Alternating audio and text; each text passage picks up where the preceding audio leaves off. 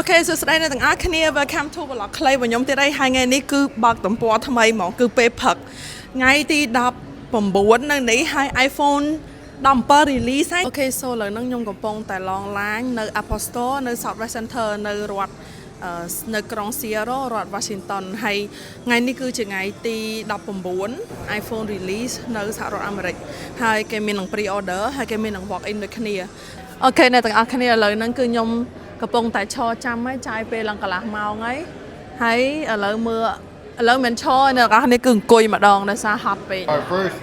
I want to make sure we get everybody's phone out here. Phone number?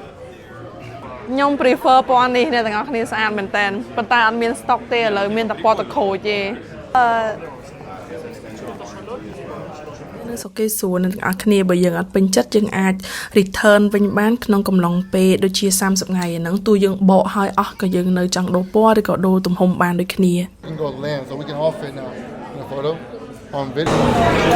Okay អ្នកទាំងអស់គ្នា finally គឺខ្ញុំ get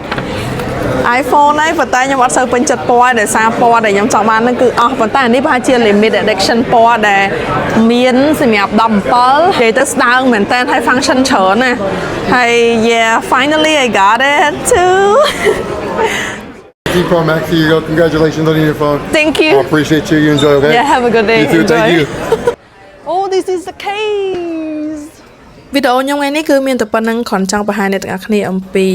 Apple Store ដែលនៅសហរដ្ឋអាមេរិកដែលខ្ញុំបានទិញអញ្ចឹងកុំភ្លេចតាមដានវីដេអូខ្ញុំក្រោយទៀតណា Bye